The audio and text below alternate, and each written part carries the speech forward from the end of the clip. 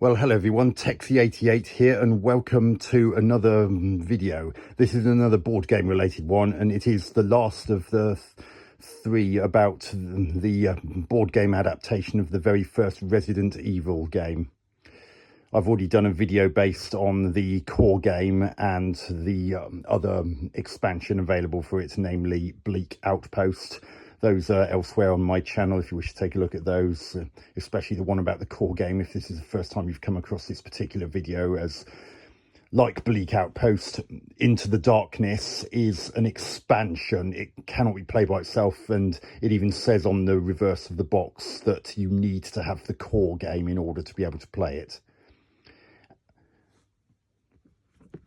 However, it also contains another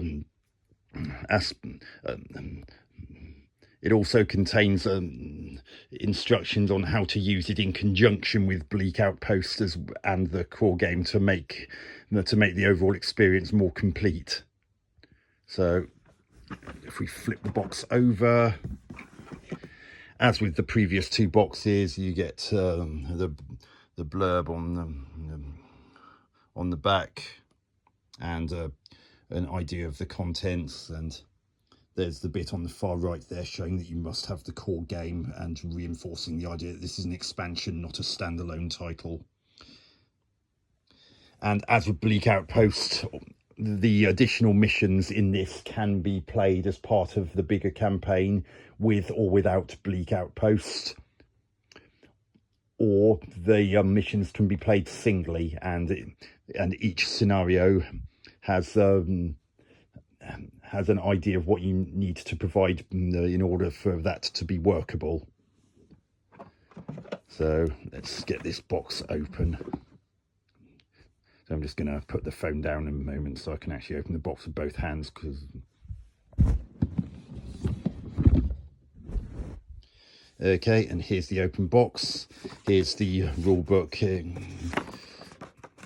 As before, it gives a rundown of the contents of this particular box set, including the bosses unique to this expansion, namely Yawn and Black Tiger, the giant snake and giant spider respectively,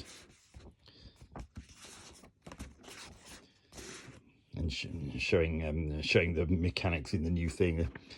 As in Bleak Outpost, it's possible to for a player character to be poisoned, and as a result, some of the additional items you can pick up in this expansion are blue herbs, which are the only remedy against that kind of thing. Here's one of the additional cardboard bits with a 5x5 double-sided floor tile. Which side you use is entirely dependent on the scenario you're playing. There's the corners of this particular side have that skull icon on them. That's used for one of the specific missions, whereas the other side is used for one of the other missions. It's very clearly marked which one it is, and it's also very clear what those skulls represent. And you've got some web tokens which are used in conjunction with Black Tiger, and there are some more tiles, including some additional stairs and a boulder that's used in one particular scenario.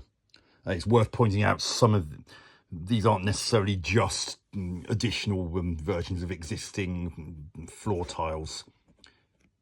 There's also some which have unique walls inside of them. Again, keep an eye out for those when setting out the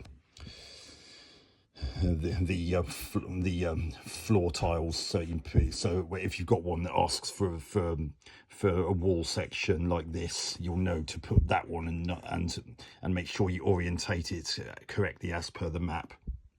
Again, that will be clearly marked on the scenario map that you're currently involved with.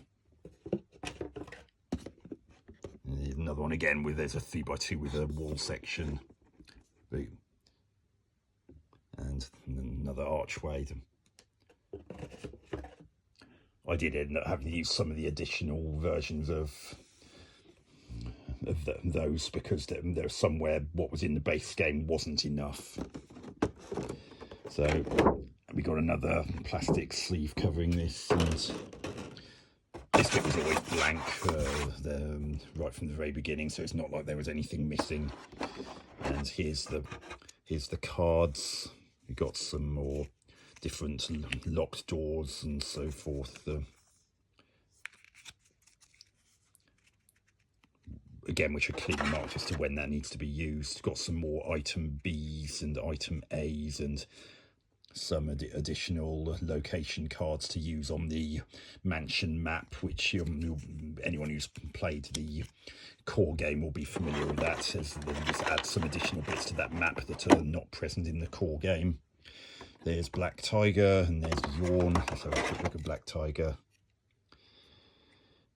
Black Tiger takes up 4 squares on a floor tile, and there's some special rules about such enemies. And here's Yawn. Amazing detail on these, I have to admit.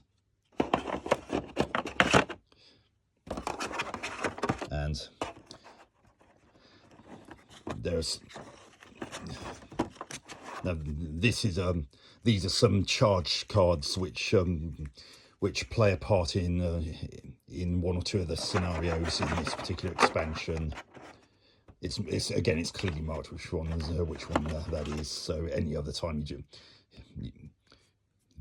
you just treat it as normal. And we got some more exploration cards to cover the new scenarios in this book.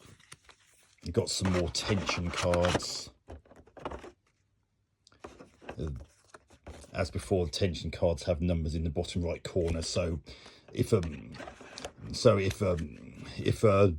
particular scenario says to add the tension cards or cards of a specific number, then you use that particular thing as a basis to which tension cards are and aren't used. And we've got some boss info and boss behavior cards for Yawn and Black Tiger here. Anyone who's played the base game and or Bleak Outpost will know that the bosses have behavior cards which dictate how they attack or don't attack depending on what happens.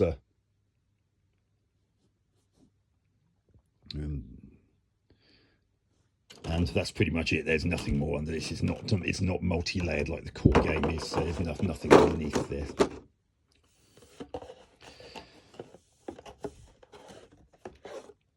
And as with Bleak Outpost, I'm quite impressed with this expansion. I have to admit, out of Bleak Outpost and Into the Darkness, I personally think that this is the slightly better of the 2 expansions. That's just my personal opinion. The other people who've played both might think differently. But another thing I need to mention about Into the Darkness is that it's a Steamforged Games exclusive. It's extremely unlikely that you'll be able to buy it from anywhere other than Steamforged Games' official website, which has a built-in shop.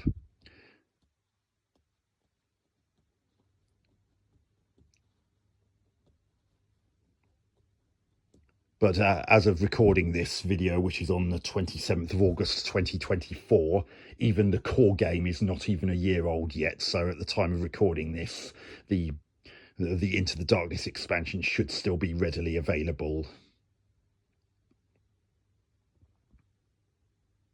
So that is an overview of Resident Evil the board game Into the Darkness, and completes the trilogy of videos about Resident Evil the board game. I hope you're quite intrigued by this, and I hope that somehow people who loved the Resident Evil video game, either in its original incarnation or the remakes, can find some way of being able to experience it for themselves, because it generally does a really good job of converting the original video game into working board game mechanics. So anyway, I hope you enjoyed this video and the other 2 about this particular board game. Hope to catch you on another video soon. Texie88 out.